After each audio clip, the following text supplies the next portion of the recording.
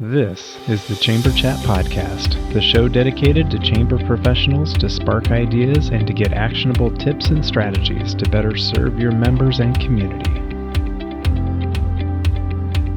Hello, Chamber Champions. Welcome to Chamber Chat Podcast. I'm your host, Brandon Burton, and it's my goal to introduce you to people and ideas to better help you serve your chamber members and your community. Our title sponsor is Community Matters, Inc. With nearly 20 years in the chamber industry and over 100 media awards presented to their chamber partners, Community Matters provides the R&R that every chamber needs, revenue and recognition.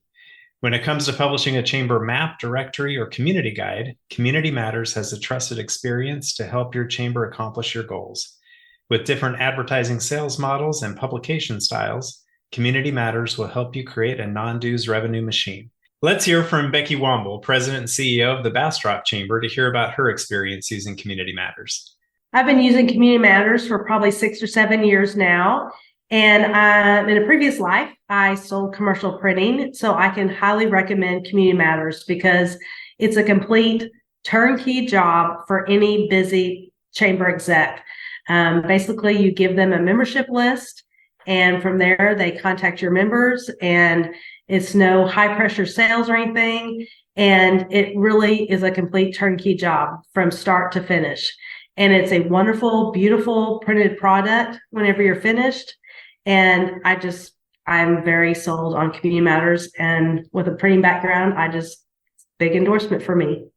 To learn how Community Matters can support your chamber with your next publication, please visit communitymattersinc.com/podcast to request your free media kit and request a proposal to find out what kind of non-dues revenue you can generate. Our guest for this episode is Cheryl Kilday. Cheryl is the president and CEO of Destination North Myrtle Beach, formerly known as the North Myrtle Beach Chamber. Cheryl is an expert in destination marketing and management and has spent nearly her entire career working with membership-based organizations pursuing economic development. Prior to joining the team in North Myrtle Beach, Cheryl has worked in a similar capacity at organizations in Oregon, Vermont, and Washington State. Cheryl has earned the prestigious credential of Certified Destination Management Executive and has led 3 of the organizations she has worked with to earn certifications as Destination Management Accredited.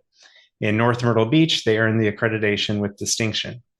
Destination North Myrtle Beach also successfully maintained their 5-star accreditation through the U.S. Chamber of Commerce. Cheryl and her husband Tim are enjoying living in North Myrtle Beach and are adjusting to being empty nesters. But Cheryl, I'm excited to have you with us today on Chamber Chat Podcast. I'd love to give you an opportunity to say hello to all the Chamber champions that are out there listening and share something interesting about yourself so we can all get to know you a little better. Yeah, thank you. It's a pleasure to be here. It was funny when I saw that you were going to ask me to tell you something interesting about myself. I don't think I'm very interesting. Nobody does. So I asked my coworkers, what should I say? It was funny because my husband and I have zigzagged the country twice. So we started in the Northwest and moved to Virginia, and then we went back to the Northwest, and now we're here in South Carolina. And one of the things that all 4 of the communities that I've worked in the destination work that we've done, they're all very different, but they all have something in common. And that is they all have wine. And we were in the Willamette Valley before Oregon Pinot was really known for had the reputation it has today. So we started collecting wine many years ago now. And my coworker, Erin, said, tell them that's where you rest your Emmy. So we have a little wine collection, and that's where I rest my Emmy. Nice. You may need to tell us a little bit more about that, about your Emmy. So.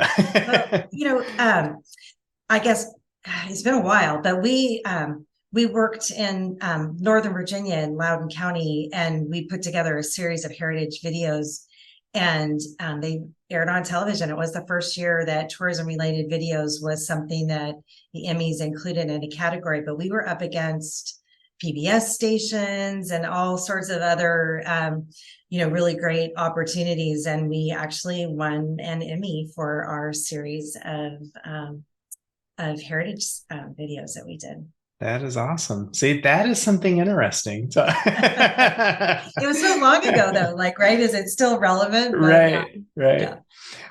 Well, tell us a little bit about Destination North Myrtle Beach, just to give us an idea of the scope of work, the size of your organization, budget, staff, that sort of thing, to kind of set the table for our discussion.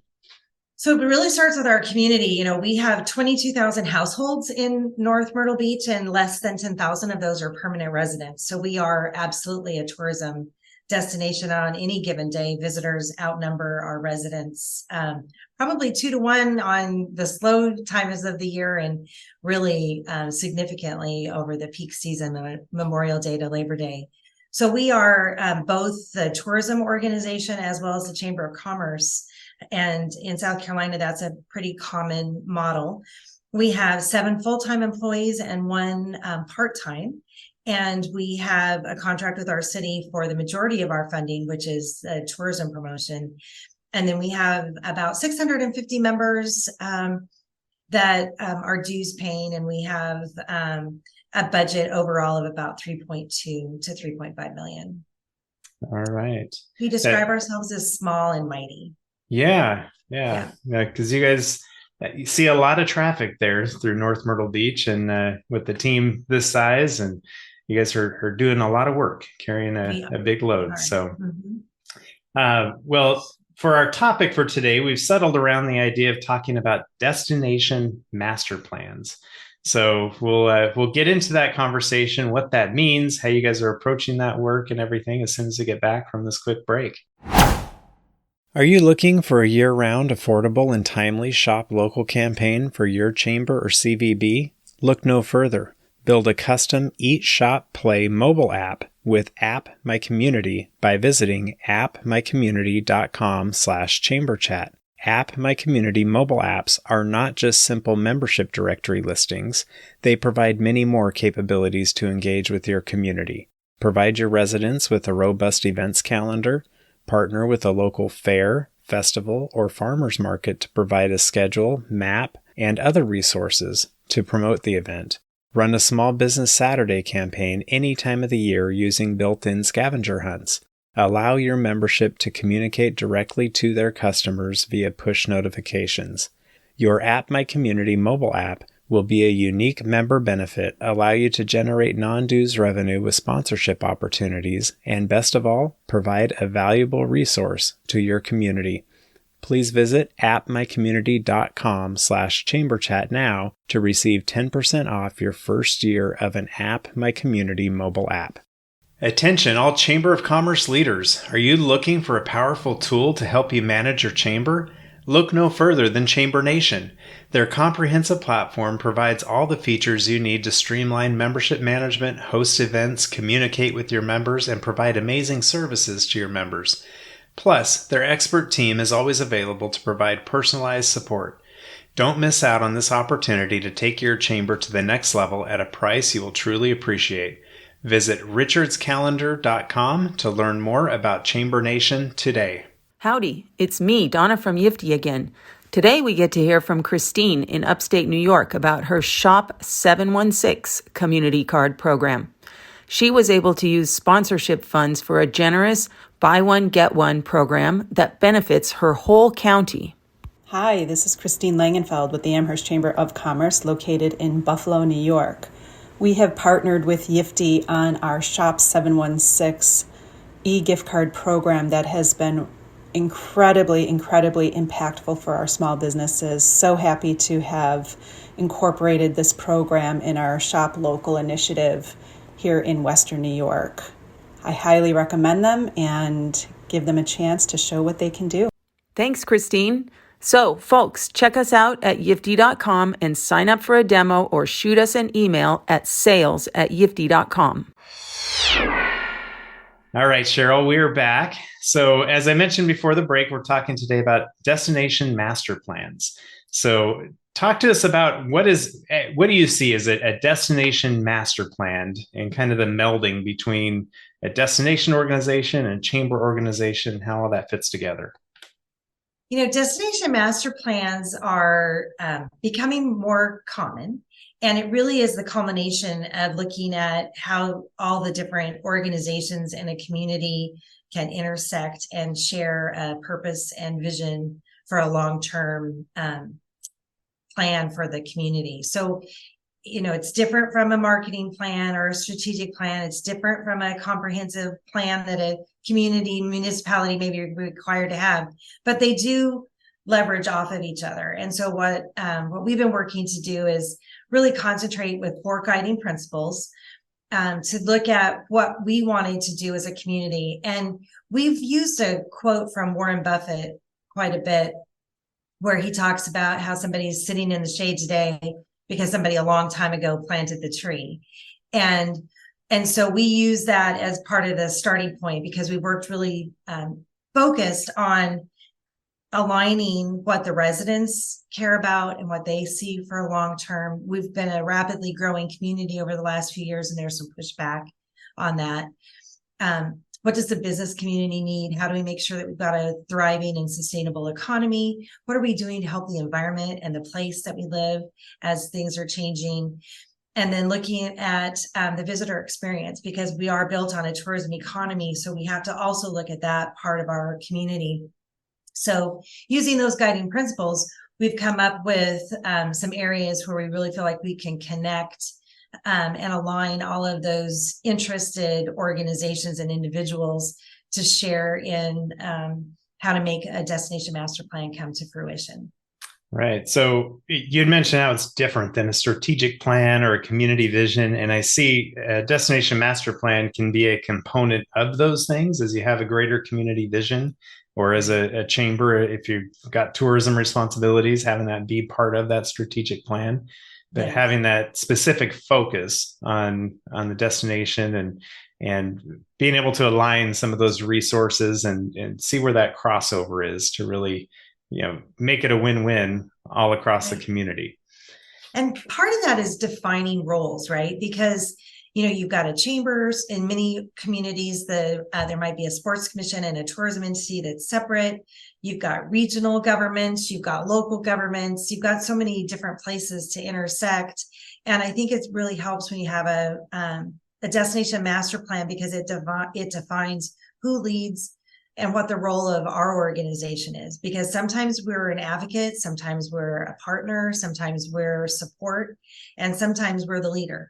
And so the destination master plan and the implementation strategy, we're putting together a workforce to really look at that and make sure that we're defining and have agreement on who are those leaders, conveners, advocates, that sort of thing, so that we aren't stepping on each other, but we're also agreeing that, yes, this is in our wheelhouse and we'll take the lead on this. So that's one of the first steps. We just got our master plan literally last week from our consulting team. So we're just in that talk about good timing of looking at that implementation strategy and how to make it work.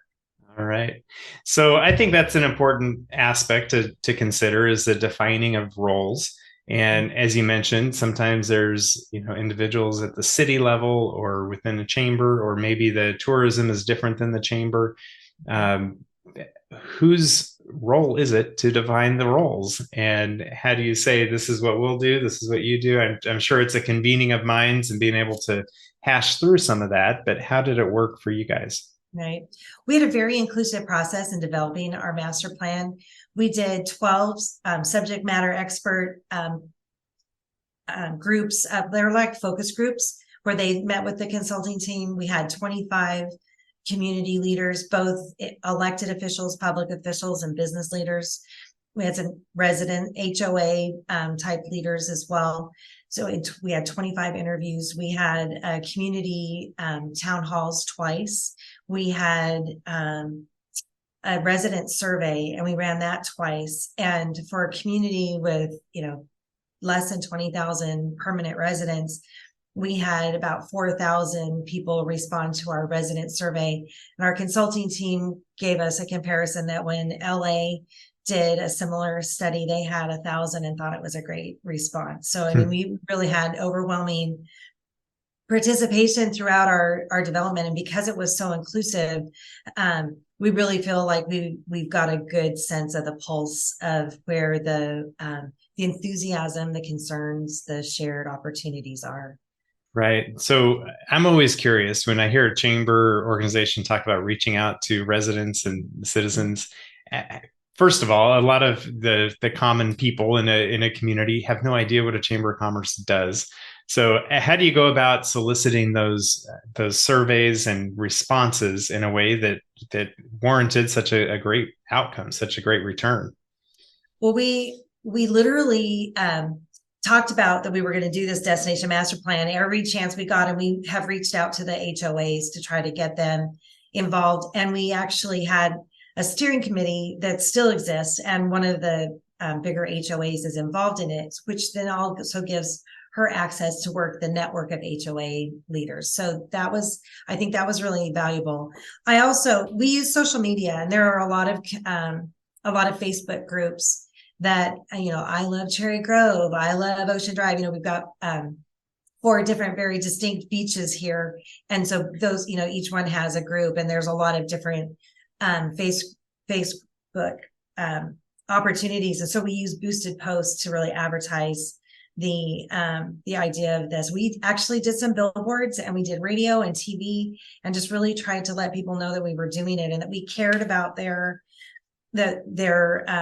opinions. We really shared those guiding principles and the importance of aligning with residents, because resident quality of life is really important to us. And, if our community is becoming overrun with visitors, that doesn't help the visitor experience or the resident experience. And so to be honest about that and invite that as part of the conversation, I think mattered. Right. So for this next question, I'm not going to pretend that you're the expert on the topic necessarily. I'd love to get your perspective, although not an expert. You do have an Emmy, so I think it carries some weight. But as chambers listening, what would, from your perspective, having gone through this, creating a destination master plan, when would be the right time for a community to consider or to really explore the idea of creating a specific destination master plan?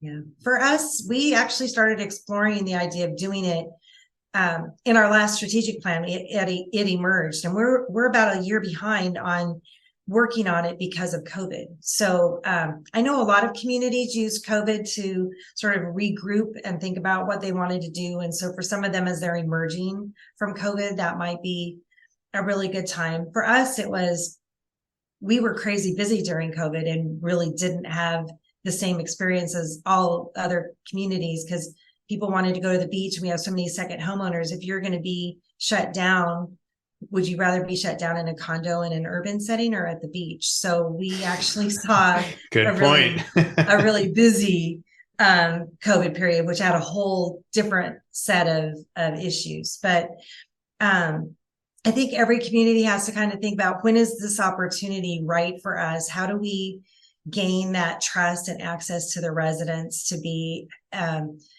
really thoughtful about the inclusive factions and how to bring them together to build trust. So we worked on a resident campaign during COVID because they were really upset with how busy we were.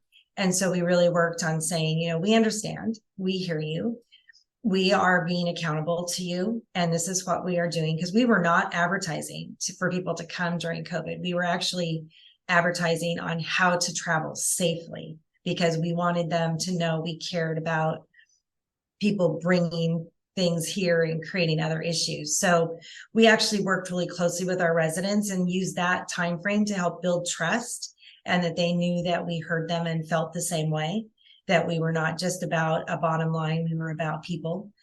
And so then the timing worked for us to go ahead and develop the destination master plan after that. But I think if we had tried to do it during, when that was originally the time frame, and because we were open, we could have, but it was the wrong time. So I think that if you look around and say, okay, is this the right time? What else is our community addressing? Is that supported by the development of a master plan, or is it better to wait and do it at another time? Another factor for us is that our city is required in South Carolina to do a comprehensive plan every so many years, and every 5 years they have to refresh it. And 2023 is the year they have to refresh it. And so our master plan becomes a tool for them because they've been very involved in this. And so it actually has an opportunity to utilize some of that and have fewer surveys or their own public meetings. It kind of shortens some of the things that they need to do that are already addressed in a destination master plan. Right. I didn't even think of that, with North Myrtle Beach being a drivable destination for a lot of people during COVID, when, it was a little sketchy to get on an airplane or to do certain types of travel, that they could hop in their car and still have that vacation experience, be at the beach and everything and outdoors and be safe. That really is a key for being able to drive, success through I say success in terms of, high traffic with visitors. We had a Wall Street Journal journalist ask us, so, aren't you worried everybody's, coming to the beach? And I said, okay, so have you been to our beach? Because we have 9 miles of wide open beaches. So even if we have 100,000 people here, they're not all going to be crowded up together, and they're not all going to be at the beach at the same time. They were living here, working remotely. Their students, in their households were learning remotely. And they were being careful. I mean, we really as a community didn't have, these, some of the crisis that some communities had, but we were able, because, golf and the beach are two of the big outdoor activities here. People were able to do that safely. Yeah. So I'm curious, as far as, so now you have this destination master plan together. What do the action items look at it, or how do you go about executing on this master plan? Yeah, now we're at that stage of, wow, we've got this plan. So, our goals identified in the plan, there's 4 key areas, and then those guiding principles that sustainability, quality of life, the visitor experience, and all of that. Those are all in each of these goals. Like one of them, I'm just going to take one, is to improve accessibility and connectivity.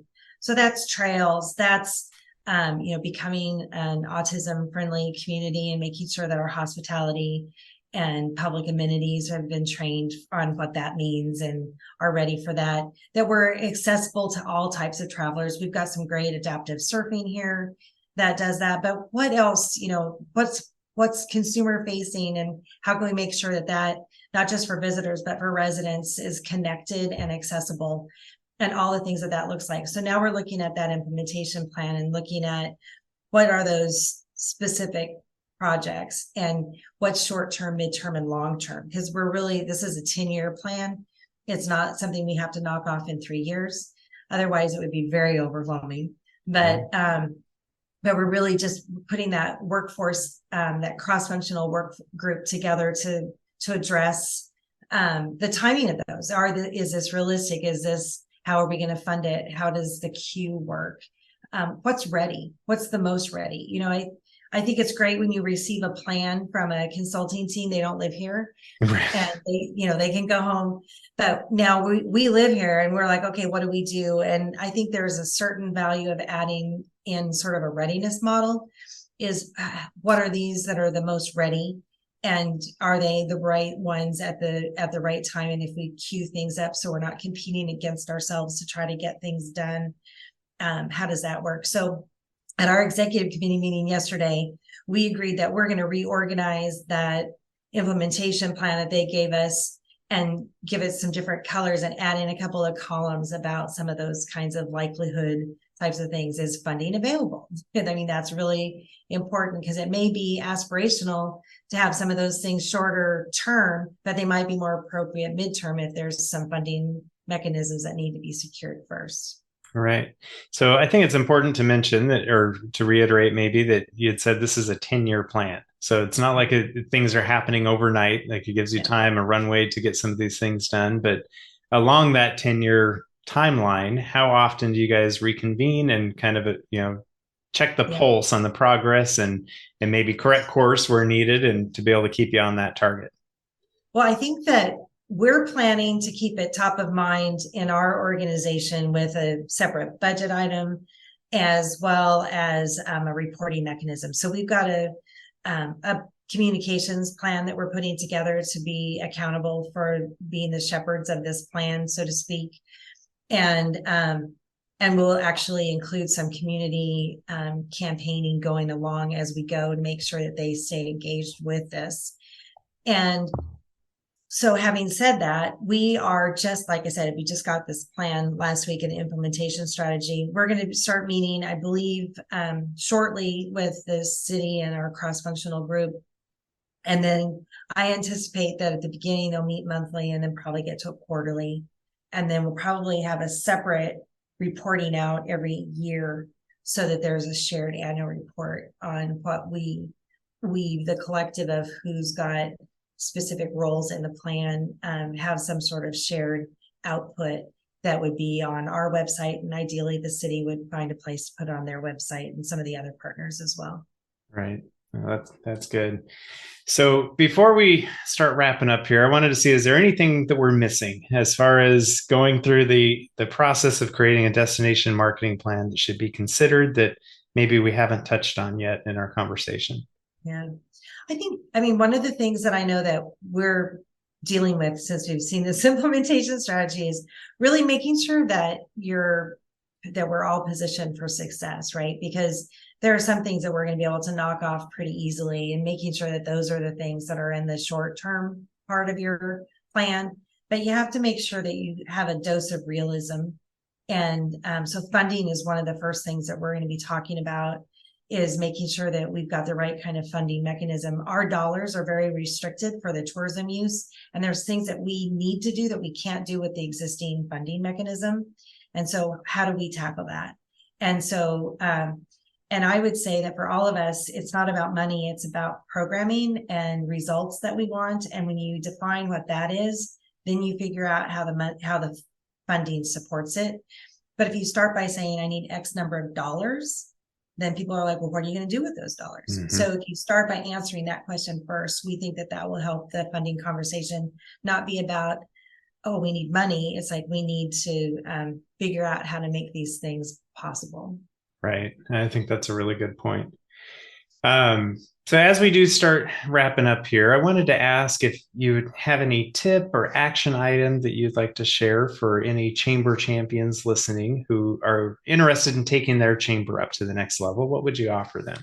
Yeah, I think whether it's a destination master plan or just making sure that you're really well versed in what the comprehensive plan is and what organizations are out there that have a plan. And have you ever sat down and just kind of asked everybody where you can find that way of supporting one another? You know, I worked in another community where we didn't do a destination master plan, but we worked on a shared community vision, and we sat down with all the different organizations and understood each other. And that helped prevent program creep, but it also helped them be advocates for us, and we could advocate for them. And so there's certainly ways to accomplish some of the things a destination master plan does with just having some of those really great opportunities for working together. And years ago, a gentleman that we worked with used the term, we all need to be readily available with our coalitions and alliances. And you develop those relationships when there's no threat,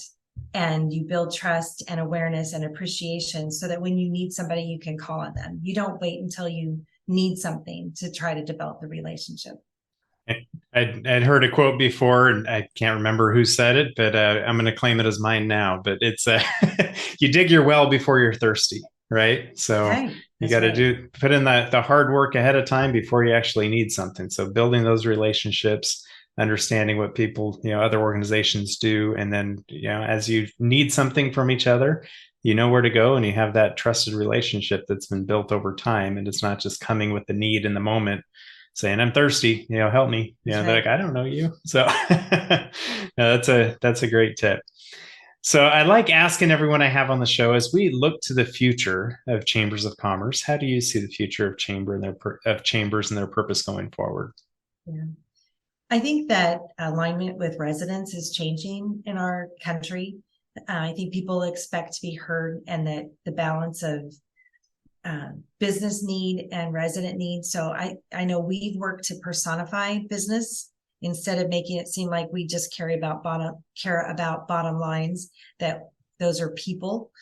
we learned that during COVID, that the residents were feeling like the city was only concerned about keeping business open and they didn't care about the residents. And so we talked about who those businesses are, not what they are, but who they are. And, that bartender or that accountant or whoever that person is in the community has a face. And so we really try to give businesses a face. And I think that is going to continue. I think people found their voice, residents found their voice during some of those, you look at whether it's civil unrest or violence or COVID, there's been a lot of ways where people have found a voice in our country. And I think we've had, as chambers, have to hear that and find those areas where we can reach out and make sure that we're building alliances with that resident so that we can align and have a successful community. Yeah.